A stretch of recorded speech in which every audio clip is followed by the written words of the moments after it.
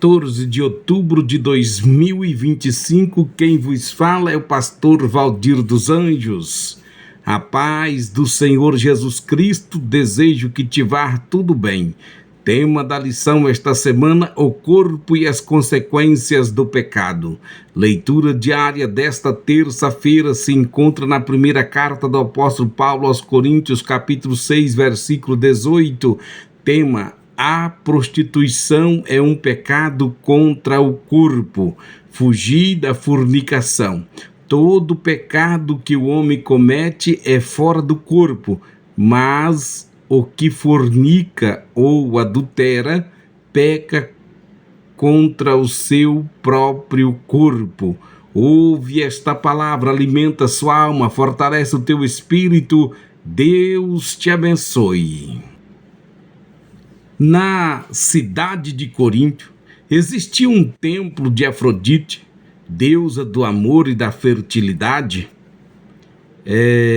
Ali abrigava mais de 1000 prostitutas cultuais. Muitos antigos coríntios consideravam o ato sexual parte da adoração. Paulo escreve para corrigir essa distorção, reafirmando que o corpo não é instrumento de idolatria, mas santuário de santificação. Pois ali naquela cidade, naquele tempo, o apóstolo Paulo era famoso, ali naquela cidade de Corinto, no tempo do apóstolo Paulo, aquela prática era famosa dentro da cidade. Portanto, havia um templo de Afrodite. E ali, como nós já falamos, havia várias centenas de prostitutas cultuais, e a prática da fornicação era tida como algo normal na sociedade. O apóstolo Paulo, inspirado pelo Espírito Santo, escreve à igreja para alertar que o corpo do crente não é instrumento de prazer carnal, mas um templo do Espírito Santo. E ele afirma que a fornicação ou a prostituição é diferente de outros pecados, porque é um pecado contra o próprio corpo que pertence a Deus. Vejamos, hoje vivemos em uma era pós-moderna, onde a imoralidade é celebrada,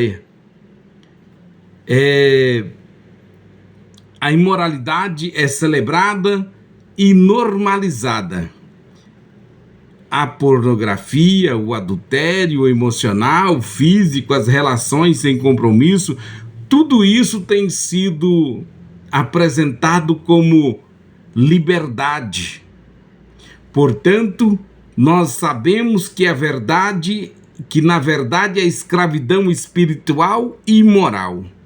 O mesmo apelo ecoa a nós cristãos do século XXI.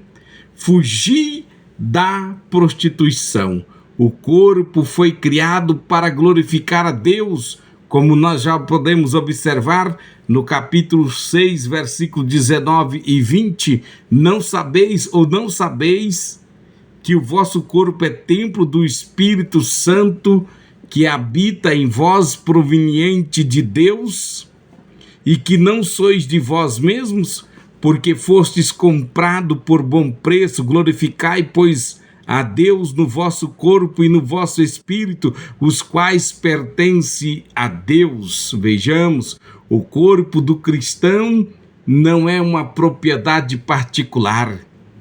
Melhor dizendo, o corpo do cristão não é uma propriedade particular, ele pertence ao Senhor, pois foi comprado com o sangue de nosso Senhor Jesus Cristo. Quando alguém se entrega à imoralidade sexual, ele profana o templo onde o Espírito Santo habita. A pureza sexual, portanto, não é apenas uma questão de moralidade, mas de adoração. Manter o corpo puro é um ato de louvor e reverência a Deus. Portanto, o nosso corpo pertence ao Senhor. Manter o corpo puro é um ato de adoração e reverência ao nosso Deus Todo-Poderoso. Como podemos dizer que amamos a Deus se usamos o corpo que pertence a Ele para satisfazer desejos carnais e impuros? A prostituição é uma ofensa direta a Deus, como já está no capítulo 6, versículo 18. Paulo distingue este pecado de todos os outros. Todo pecado que o homem comete é fora do corpo, mas o que fornica ou adultera peca contra o seu próprio corpo. A prostituição física, virtual ou mental atinge o próprio ser humano. Ele corrói a alma, distorce a mente, enfraquece o espírito. Portanto, o inimigo tenta enganar, apresentando o prazer momentâneo como algo inofensível, mas o resultado é culpa, vergonha, destruição e morte espiritual. Deus tem vida abundante para nos dar se nós permanecer no caminho da santificação. Hoje, muitos jovens e adultos vivem prisioneiros da pornografia, da infidelidade emocionais, dos desejos carnais e impuros, mas o apóstolo Paulo não diz para argumentar ou resistir, ele diz: fugir. A palavra-chave aqui é fugir. Fugir, a fuga não é covardia, é sabedoria espiritual. Portanto, o que é mais sábio, brincar com o pecado ou se queimar? Ou fugir, melhor, que é mais sábio, brincar com o pecado e se queimar ou fugir e preservar o templo do Espírito Santo? Seja sábio, fuja e preserve uma vida de santidade na presença do Senhor. Portanto, vejamos, a santidade é a marca dos verdadeiros filhos de Deus, como está escrito na carta aos Efésios, capítulo 5, versículo 3, mas a fornicação, toda impureza ou avareza, nem ainda se nomeia entre vós como convém aos santos. Há tipo de atos, esses atos pecaminosos não podem nem ser falados pelos crentes, porque Deus não quer apenas seu coração, Deus quer sua mente, seus lábios puros. O apóstolo Paulo declara que a imoralidade nem deve ser mencionada entre os santos, habitado pelo Espírito Santo. A santidade é o padrão de Deus para os seus filhos, não uma opção. Viver em pureza é testemunhar. Viver em pureza é testemunhar ao mundo que o Evangelho transforma não apenas o coração, mas também os hábitos e desejos do corpo. Repito, viver uma vida de pureza é testemunhar ao mundo que o Evangelho